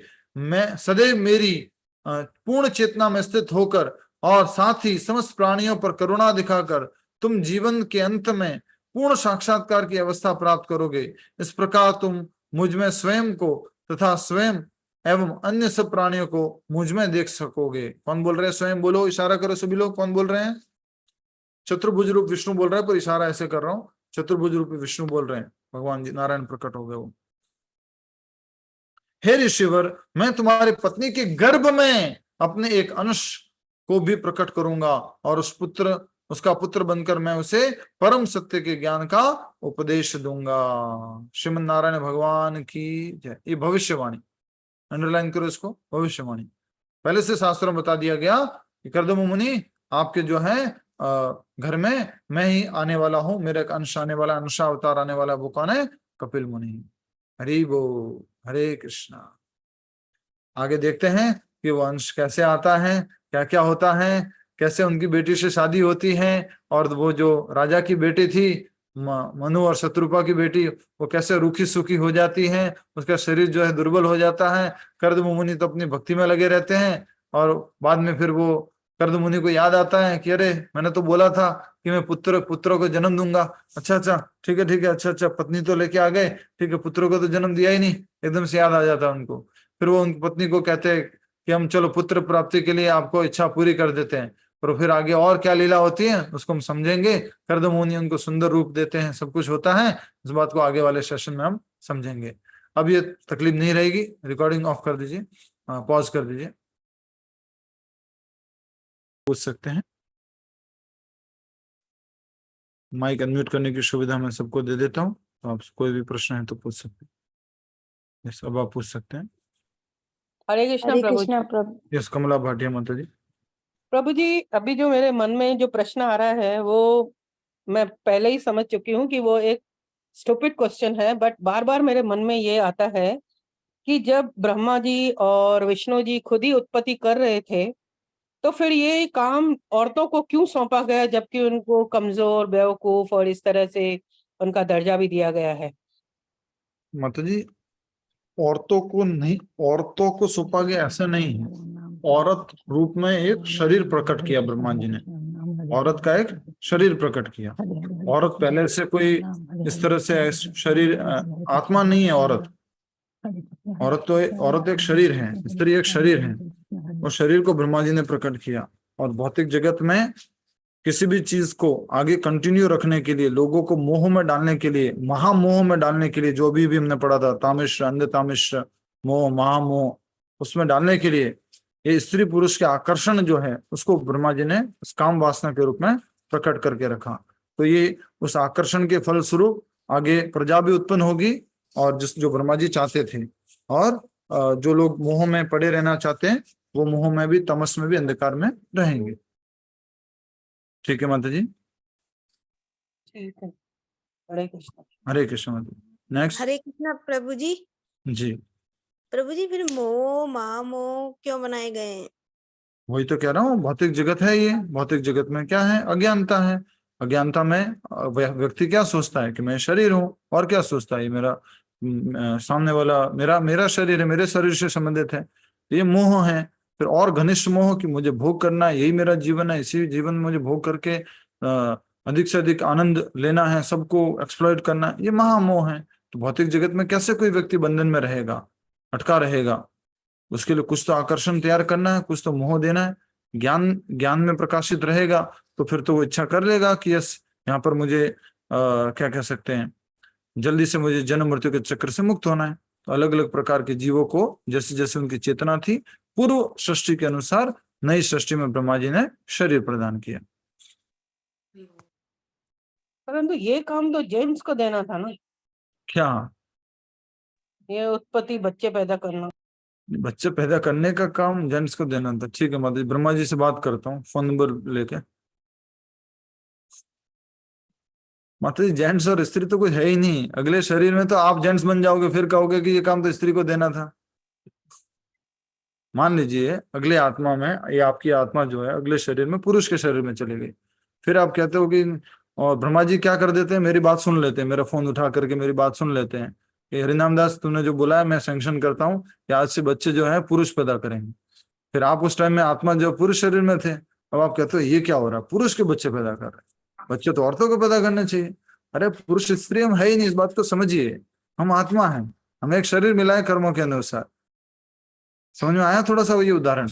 हाँ अगले जी। शरीर में मान लीजिए, अगले शरीर में मान लीजिए सिख घर में पैदा हो गए, तो बोले हिंदू नहीं हम तो सिख हैं, हम तो इस जन्म में हिंदू बोल रहे हैं। अगले जन्म में मान लीजिए क्या बोलते हैं क्रिश्चियनिटी में पैदा हो गए, या पाकिस्तान में पैदा हो गए, मुस्लिम घर में पैदा हो गए। हम कुछ है, हम आत्मा है, हमें शरीर नहीं है। ओके। बहुत इंपॉर्टेंट प्रिंसिपल है ये ब्रह्मा हरे जी ने। कृष्ण, दंडवत जी, प्रणाम। हरे प्रभु कृष्ण। जी, ये जो है, स्त्रियों को चैतन्य महाप्रभु ने शूद्र क्यों कहा? चैतन्य महाप्रभु ने कब कहा शूद्र? उनके इसमें लिखा हुआ है शूद्र माना जाता है स्त्रियों को, नहीं, नारियों को। प्रभुपाद जी ने एक बहुत बहुत अच्छा उत्तर दिया था। मैं अच्छे से समझाता हूँ, सुन लेना। जितनी भी नारियां यहाँ पे बैठी है, माता है यहाँ पे बैठी है, सुनो। एक बहुत बढ़िया उत्तर दिया प्रभुपाद जी ने। सुनो सुनो सुनो, सुन के जाओ। प्रभुपाद जी को एक माता जी प्रश्न पूछते, प्रभुपाद जी शास्त्रों में ऐसा आ रहा है कि womens are less intelligent. Foreigner माता जी थी, तो बोलते क्या women are less intelligent and men are more intelligent, and women are less fortunate to go back to Krishna. They cannot serve Krishna nicely. समझ में आ गया प्रश्न? प्रश्न समझ में आ गया कि स्त्रियों को क्या इतना योग्यता नहीं है क्या? वो भगवान की सेवा नहीं कर सकती क्या? वो अयोग्य है क्या? हाँ, तो जल्दी से भगवान के धाम नहीं जाएगी क्या? प्रभुपाद जी बोलते हैं, पहले बोला यस। पहले क्या बोला प्रभुपाद जी ने? यस। मतलब क्या था कि वुमेन आर लेस इंटेलिजेंट। ठीक है, पहले यस बोला, फिर क्या बोले? If you consider yourself as a women. क्या बोला? अगर आप अपने आप को स्त्री रूप में सोचते हो तो ये बात ठीक है। अगर आप ये सोचते हो कि मैं भगवान का अंश हूं, मैं भगवान का दास हूं, मैं भगवान की दासी हूं, मैं भगवान के अंश हूं, हाँ, आत्मा रूप में अगर आप सोचते हो, तो सब खत्म हो गया वहीं पर, खत्म। इतना सुंदर समझाया प्रभुपाद जी ने। शरीर जो बना है, ये वाला शरीर जो है, ये थोड़ा सा कम, इसमें हमने अलग अलग प्रकार के शरीर होते हैं ना। सारे आदमियों के शरीर बुद्धिमान ही थोड़ा ना होते हैं, या सारे औरतों के शरीर कम बुद्धिमान ही थोड़ा ना होते हैं। अलग अलग कैटेगरी है तो शरीरों की। 4 लाख तरह की मनुष्य योनियां हैं अलग अलग प्रकार की। तो प्रभुपाद जी ने बहुत सुंदर उत्तर दिया, if you consider yourself as a women. अगर अपने आप को स्त्री समझते हो, आप तो आत्मा हो, ये समझ लोगे तो प्रॉब्लम ही खत्म है। Very nice answer given by Srila Prabhupada ji. Yes, कोई और प्रश्न? हरे कृष्णा प्रभु जी। जी माता जी। पर ये जो बोला गया है स्त्री के बारे में, तो क्या वो शरीर को लक्ष्य में रख के नहीं बोला गया? स्त्री किस शरीर को तरह ही से लक्ष्य में रख के बोला गया है, शरीर को लक्ष्य में रख के। हाँ, तो फिर मैं आपको एक वो सिंपल शरीर उदाहरण देता हूँ माता जी। मेरी टोपी टोपी नहीं है, ठीक है। एक ये टोपी है, एक और दूसरी टोपी है। ये टोपी बोले थोड़ी हल्की है, ये थोड़ी भारी है। ये थोड़ी अच्छी दिखती है, थोड़ी कम अच्छी दिखती है। दोनों ही टोपियां हैं। अब ये टोपी ऐसी है तो ये टोपी ऐसी है, ये टोपी ऐसी है तो ये टोपी ऐसी है। दोनों में अंतर है, उसको हमें स्वीकार करना होगा। किसी ने अब ये टोपी पहन रखी है, किसी ने ये वाली पहन रखी है। आप जो स्त्री आत्मा है, उन्होंने ये वाली टोपी पहन रखी है। जो पुरुष आत्मा है, उन्होंने ये वाली टोपी पहन रखी है। पर इसमें भी बहुत सारे अलग अलग कर्मों के अनुसार डिफेक्ट्स हैं, प्रोज एंड कॉन्स हैं। तो फिर जनरलाइज क्यों किया गया है कि स्त्रियों में वो जो शरीर बनाया गया है, वो शरीर इसी तरह से है। देखिए, भावुक हो जाता है, हाँ? और क्या कह सकते हैं, इमोशनली जो है कमजोर होते हैं, थोड़ा उनको फिर शोषण हो जाता है। उनको आराम से बहला फुसला के लोग आकर्षित कर लेते हैं। सॉफ्ट हृदय होता है, बहुत सारा शोषण होता है फिर। हरे कृष्णा प्रभु जी। डिफरेंस तो रखा है। डिफरेंस रखा है ना, मतलब शरीर में 2 प्रकार के। आप अगर मान लीजिए गारमेंट फैक्ट्री चलाते हैं, आप मान लीजिए आप टेलर हैं, तो अपने 2 तरह के कुर्ते बनाए आपने। एक में थोड़ी जेब बड़ी दी है, एक में थोड़ी कम जेब दी है। एक में गला थोड़ा बड़ा किया, एक में थोड़ा कम गला। डिफरेंस रखा है। अब जिसको जो फिट होगा वो उसको मिलेगा। तो हम जैसे आत्मा है, उसको ऐसा शरीर मिलेगा। प्रभु जी, क्योंकि स्त्रियों को हमेशा ही सुरक्षा की आवश्यकता पड़ती है हर रूप में। नहीं नहीं नहीं, अब तो आप प्रोटेक्शन आगे चले गए। मिलता है। प्रोटेक्शन कब चाहिए? जब वो अपने आप को, स्त्री आत्मा जो है शरीर धारण कर चुकी है, वो शरीर ऐसा बना है, वो शरीर को चाहिए प्रोटेक्शन। शरीर को प्रोटेक्शन चाहिए होता है। हाँ, यस उर्मिल माता जी। नेक्स्ट कोई और है? पूछो। हरे कृष्णा प्रभु जी, हमें ये पूछना था कि जैसे ये जब सृष्टि ब्रह्मा जी ने सृष्टि की रचना की, तो जैसे ये सतयुग ज्यादा था, तब तो इतना कामुकता मोह द्वेष नहीं था, तो ये कैसे चीजें कब से शुरू हुई है? मतलब युगों के हिसाब से तो ये बहुत बाद में आई हैं चीजें, सतयुग में तो ये कुछ भी बहुत नहीं पहले था। सृष्टि के प्रारंभ में सतयुग, मतलब सतयुग शुरू होता है वहीं से शुरू होता है, बट वो संध्या चल रही है। कलयुग सृष्टि के प्रलय काल खत्म हो गया, प्रलय काल खत्म हो गया और सृष्टि काल शुरू हो गया, वो संध्या चल रही है। वो संध्या में फिर आगे जाके आपका सतयुग आता है। तो ये सब चीजें इसलिए बनाई कि इन सब का कोई ना कोई रोल है। मान लीजिए तमोगुण है, तमोगुण का क्या एक लक्षण है? निद्रा। तो हम अगर सोएंगे नहीं तो आपको फिर आगे नेक्स्ट डे के लिए एनर्जी कहाँ से मिलेगी, विश्राम कैसे मिलेगा? ये तमोगुण के प्रभाव के कारण हम सो जाते हैं, नींद आती है। ये सारे गुण चाहिए। रजोगुण चाहिए तो काम करना है, भागना है, दौड़ना है, मेहनत करनी है, तो आगे जो है हम रजोगुण के प्रभाव में कार्य कर सकते हैं। सब गुणों के अंडर में ये कार्यक्रम होता रहता है, चलता रहता है। तो ये मतलब शुरुआत में सृष्टि की रचना चारों युगों का जो ये उससे पहले से ही ये सब कुछ मतलब निश्चित था, मतलब सब कुछ की ऐसे है। इसको इस प्रकार समझिए माता जी, जनरली मान लीजिए कि जिस ब्रह्मा जी जब सोने जा रहे हैं, ब्रह्मा जी के जब चतुर्युग की 1000 साइकिल पूरी होगी, उस समय हाँ, जो ठीक है। स्थिति है उस स्थिति में सब कुछ भगवान गर्भोदक्षाय के अंदर चला जाता है। और जब ब्रह्मा जी की सुबह होती है फिर वापस वहीं से ब्रह्मा जी को शुरू करना होता है। जो अभी हमने पढ़ा पुनः सृष्टि करते हैं वो, पुनः सृष्टि करते हैं, बार बार हाँ वो सृष्टि अभी करते हैं। पढ़ा हमने, हाँ वो अभी हाँ, हमने हमने जैसे लगभग पढ़ा 3 बार पुनः पढ़ लिया। सृष्टि अभी करते अभी हैं। हमने पिछले 3 कहानियां, हाँ 3 कि चैप्टर में 3 जब बार दिन पढ़ लिया। निकलते हैं, हाँ पुनः सृष्टि होती है। जी, अच्छा, पुनः पुनः सृष्टि होती रहती है। जी बोलिए मीना प्रजापति जी, अंकिता जी, बिना हाथ खड़े किए बोलते जाओ। ज्योति शर्मा जी बोलते हरे जाओ। कृष्णा प्रभु जी। हाँ, जैसे जो शरीर त्यागता है इस जन्म में पुरुष, तो व्यक्ति तो उसको नया शरीर ब्रह्मा जी प्रदान करते हैं, मतलब कौन देता है? नया शरीर ये अभी जन्म मृत्यु के चक्कर में यमराज जी। जी प्रभु जी, हरे कृष्णा, थैंक हरे यू। कृष्णा। और प्रभु कोई? हरे कृष्णा। यस माता जी। प्रभु मेरा क्वेश्चन ये है कि वो कौन से कर्म होते हैं जिस पर ये डिपेंड होता है या जिस पर ये डिसाइड होता है कि किसी आत्मा को पुरुष जन्म मिलेगा या स्त्री जन्म मिलेगा? मतलब वो क्या कर्मास होते हैं कि कोई प्रभु कर्मा छोड़िए, चेतना बोल सकते हैं। अगर मान लीजिए मैं इस शरीर में स्त्री शरीर से बहुत आकर्षित हूँ, बहुत आकर्षित हूँ, बहुत आकर्षित हूँ, अगले शरीर में स्त्री शरीर मिल जाएगा। चेतना हरे का कृष्ण। बता सकते हैं, कर्मा का तो मालूम नहीं, पर चेतना का मालूम है। मतलब इसमें कर्मास का नहीं होता है रोल, इसमें कर्मा का भी रोल है चेतना माता जी, कर्मा का तो रोल है ही है, क्यों नहीं रोल तो है? कर्मास कौन से मान होते लीजिए हैं? उनको एक आत्मा को सजा देनी है। क्या सजा देनी है? कि 9 महीने तू जो है ऐसे गर्भ में धारण करके चलेगा, ये तेरे को एक सजा है। और हर महीने तुझे जो है 3 वो जो क्या बोलते हैं माता जी, जो वो ब्लड निकलता है शरीर से, तो तुम्हें वो कष्ट सहन करना है। वो कमर दर्द, वो पीठ दर्द, या जो जो अलग अलग प्रकार के, या प्रसव पीड़ा, जो पुत्र को जन्म देने की पीड़ा है, वो तुझे कर्मों के अनुसार भुगतनी है। संतान को। हाँ, और वो खुशी भी है उसमें। वो क्या कि पुत्र को जन्म देने की खुशी, माँ का प्यार देने की खुशी, वो खुशी भी, वो सेवा करने की खुशी, उसको पॉजिटिव सेंस में ले, वो भी अगर किसी को एंजॉय करनी है तो उसको वो शरीर प्रदान मिलता है उसके कर्मों के अनुसार। वो जी भगवत गीता का 8.5 श्लोक भी तो यही कहे, अंत काले च मां इंतकाल वदमि। चमा, वही कह रहे हैं, इंतकाल में जैसी चेतना होती है उस प्रकार से उनको उसी अगला तरह का शरीर। शरीर प्राप्त होता है। हरे बहुत कृष्ण। सारे ऐसे हैं, अभी भागवत में आएगा आगे, चिंता मत करो। इस प्रश्न का उत्तर है। भरत एक महाराज का पत्नी से आसक्त था, अगले जन्म में वो पत्नी बन जाता है, वो पति बन जाती है, फिर पति बन जाता है, पत्नी बन जाती है। आदापुर बहुत आगे लीला चलने वाली है। राजा पुरंजन का प्रभु जी। हाँ। ठीक है प्रभु, हरे कृष्ण। हरे कृष्णा।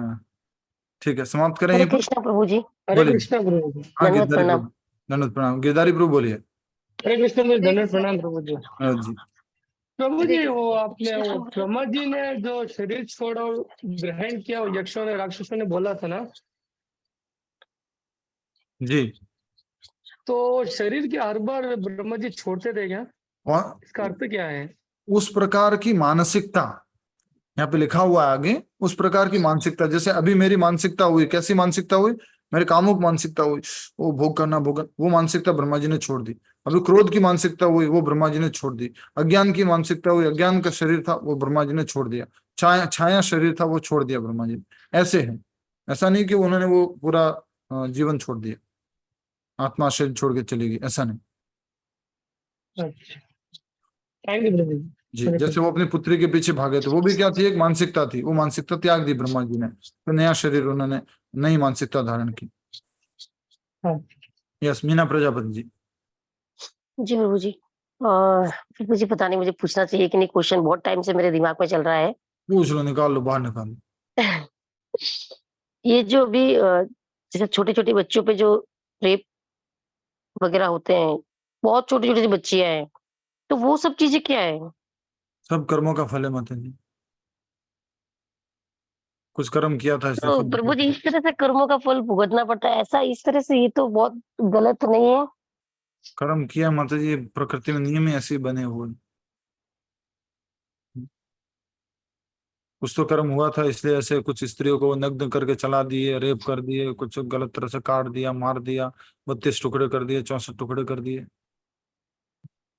शारीरिक कष्ट तो कारण है। लेडीज़ों पे मतलब लड़कियों पे अत्याचार हुआ, ऐसा ही हुआ ना कि छोटे-छोटे से नाबालिग बच्चियों पे हाँ, अत्याचार हुआ, यानी हाँ। उसमें मेंस का तो कोई रोल ही नहीं है। मेंस का रोल नहीं है। वो आत्मा जिसने अगले पिछले जन्म में जो कर्म किए थे उसको ऐसा शरीर मिला कि अगले शरीर में ऐसा शरीर मिलेगा, अगले जीवन में, जिससे कि तुम्हारे ऊपर अत्याचार होगा, तुम्हारे को ये सारे कष्ट भुगतने पड़ेंगे। मान लीजिए मैं अभी कुछ ऐसा अपराध करता हूँ, अगले शरीर में मुझे कष्ट भुगतना है। और कैसा कष्ट? एक बोरे में डालेंगे, एग्जाम्पल दे रहा हूँ, बोरे में डाल करके तो उस बोरे को बार बार कूटते रहेंगे, मरेगा नहीं, बस कूटते रहेंगे। थोड़ा कूटेंगे फिर छोड़ देंगे, फिर थोड़ा कूटेंगे छोड़ देंगे। वैसे ही कोई शरीर अगले जीवन में मिल जाएगा। वैसे बार बार मारते रहेंगे, तड़पड़ाते रहेंगे, फिर थोड़ा खाना देंगे, जिंदा रखेंगे, फिर तड़पड़ाएंगे, मारेंगे, फिर जिंदा छोड़ देंगे। या फिर और इस तरह से इसको डिटेल में बोले तो स्त्री का शरीर दे दिया, कुछ लोग जो है बार बार परेशान करते रहेंगे, शोषण करते रहेंगे। तो शरीर माता जी सब निर्भर करता है कर्मों के ऊपर। इतना ज्यादा मिक्स कर्मा हो गया ना, पहले इतना मिक्स कर्मा नहीं होता था जी, उल्टा सल्टा हरकतें नहीं होती थी, जो बहुत ज्यादा उल्टा सुल्टा हरकतें होने लगी। आपको मालूम नहीं है, हमारी बहुत तो गलत आंखों में होने नहीं लगा है। आता है। हम तो रामायण और महाभारत को वगैरह दोष देते हैं, लेकिन कलयुग में अगर आप देखेंगे ना केस वगैरह कोर्ट में कितने पड़े हैं, आप हैरान रह जाएंगे, इतने कोर्ट केसेस हैं हमारे सामने, एक दो सुनने को मिलते हैं। लाखों लाखों स्त्रियां गायब है, 30 लाख कुछ स्त्रियां हर वर्ष गायब होती है, ऐसा कुछ बोला जाता है। हाँ, चोरी के बच्चे भी लिए गायब हो जाते हैं प्रभु जी, बच्चे भी चले जाते हैं। कोई चल रहे हैं। काट के किडनी निकाल देता है, कोई बेच देता है, कोई क्या निकाल देता है, मतलब स्वार्थ स्वार्थ सुनते हैं ना स्वार्थ तो प्रभु जी स्वार्थ। बहुत उनका दिमाग में चलता है ना कि मतलब इसलिए इस इसका जीवन रास्ता से क्या है? भक्ति करके, इस शरीर में, इस स्थिर शरीर में भक्ति करके भगवान के धाम चले जाना है, दोबारा नहीं आना है। ऐसी शिक्षा देनी है बच्चों को। इस भौतिक जगत में कब कौन को किसको कैसा शरीर मिलेगा मालूम नहीं, करो भक्ति, नाम लो, निकलो बाहर यहाँ से, ऐसी शिक्षा देनी। ये भटकने के लिए नहीं रहना है यहाँ पर बार बार जन्म मृत्यु, बार बार जन्म मृत्यु। भूल जाते हैं, माया की शक्ति भी बहुत पावरफुल है, थोड़े दिन बाद भुला देती है, फिर थोड़े दिन बाद भुला देती है, फिर थोड़े दिन बाद भुला देती है। याद रखना है, बार बार सुनना है, बार बार नहीं आना भाई। स्त्री पुरुष कोई भी शरीर में पर्दा ही नहीं है, निकलो बाहर यहां से। चाहे स्त्री हो या पुरुष हो, सब दुखी है यहाँ पर, असंतोषी है यहाँ पर। ठीक है, बड़ों का तो समझ में आता है प्रभु जी, वो तो खैर जो है वो तो ठीक है, उम्र होने के बाद में जिसको जो सहन करना है वो तो अपने कर्म के हिसाब से सहन करना ही होता है। लेकिन छोटे बच्चियों का जब सुनते हैं, जब देखते हैं तो बहुत वो तकलीफ ज्यादा होती है कि भाई बच्चियां हैं छोटी-छोटी सी, मतलब बिल्कुल ठीक बात है अभी-अभी तो माता जी। बहुत बहुत बहुत हो रहा बहुत है। हो रहा है, बहुत हो रहा है, कामुकता बहुत हरे बढ़ गई कृष्ण। है, क्योंकि हमारे देश में इतने सारा चीज देखने को मिलता है ना माता जी। मैंने भी एक वीडियो बनाया, मैं भेजता हूँ, इंस्टाग्राम पे डालता रहता हूँ, आप लोग वंचित रह जाते हैं वीडियो से, छोटे छोटे वीडियोस डालता रहता हूँ। इंस्टाग्राम पे सब आता है, वहां पे सब जाता है। तो एक, जैसा खाओगे अन्न वैसा रहेगा मन, जैसा देखोगे चित्र वैसा बनेगा चरित्र, जैसा देखोगे चित्र वैसा बनेगा चरित्र। देखते ही जाते हैं, ऐसे भोग करना, ऐसे। और पूरा मीडिया ने क्या दिखा रखा है? यही तो दिखा रखा है, स्त्री भोग की वस्तु है। क्या दिखा रखा है? स्त्री भोग की वस्तु है, ऐसा दिखा रखा है। तो इस लोगों के मन भर जाता है। निर्भया केस हुआ था कुछ टाइम पहले, या ये वो सब क्या था वो, स्त्री को भोग की वस्तु दिखाई जाती है, देखो ये जा रही है, ये भोग की वस्तु है, खाओ उसका, एंजॉय करो, मजे करो। अरे भोग की वस्तु नहीं है भाई, सम्माननीय पूजनीय है, एक रूप है वो पर भगवान वो ने। हर कोई नहीं समझता प्रभु जी, हर कोई नहीं समझता है। ज्ञान की लड़कियां कमी जा रही नहीं हो तो माता जी, हम ही तो नहीं कर रहे हैं, हमारी गलती है ना, पिता माता की गलती है ना। हमारी गलती है कि हमने नेता किसको बना रखा है, हमारी गलती है कि हमने कंट्रोलर किसको चूज कर रखा है। प्रभु जी आते ही ऐसे लोग हैं। आते ऐसे लोग हैं? आते नहीं है, हम चूज करते हैं। नहीं नहीं, जैसे जो लड़कियां भी जा रही हो प्रभु जी तो आएंगे वोटिंग लड़के के लोग लिए, वो इतना ऐसे ही चिल्लाते हैं, आते हैं। उनको ऐसा परेशान करते हैं। प्रभु जी हरे कृष्णा। प्रभु एक क्वेश्चन और पूछ सकते हैं? हाँ हाँ बोलिए। प्रभु जैसे आपने बताया या हम बार बार जैसे पढ़ते हैं या सुनते हैं क्लासेस में अपने कि भाई हमको भगवान के धाम वापस लौटना है, हमको भक्ति करनी है, तो एक क्वेश्चन मेरे दिमाग में आता है देखते हैं कि वो क्या साइन है जिससे हमको लगे कि भाई अपनी टिकट पक्की है कि भगवान के पास वापस जाएंगे।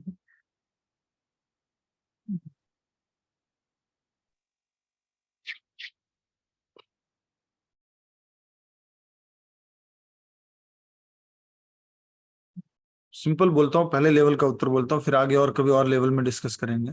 जिस दिन आपको लगे, दिल से, हृदय से, मन से आपको लगेगा कि प्रभुपाद जी ने जो बोला है मैं अक्षरशः पालन कर रही हूँ, आपको फिर टिकट पक्का है।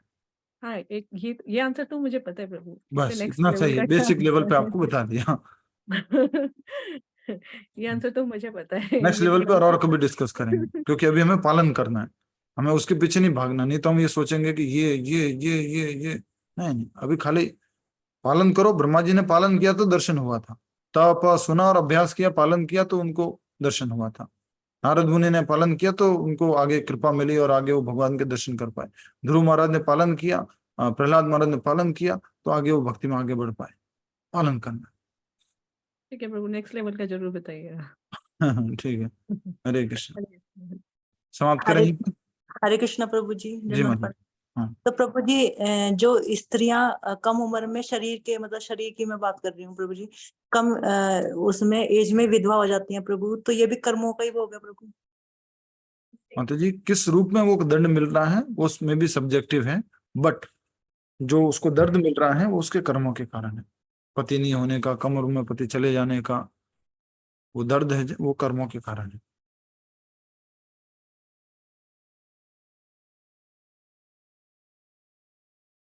प्रभु जी क्या ये भी बता सकते हैं क्या कि कौन सा कर्म होता है प्रभु वो? उससे क्या होगा?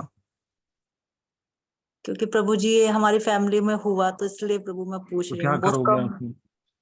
नहीं वैसे ही प्रभु, बिल्कुल नहीं कभी कभी जानना इन चीजों को, कभी अपने एस्ट्रोलॉजी या पास्ट के चक्कर में मत फंसना, परेशान हो जाओगे जिंदगी में। सत्य होती है लेकिन ऐसे फंसना नहीं, उसका उद्देश्य कुछ और है और हम किसी और उद्देश्य में फंस जाते हैं। ठीक है, धन्यवाद। हरे कृष्णा।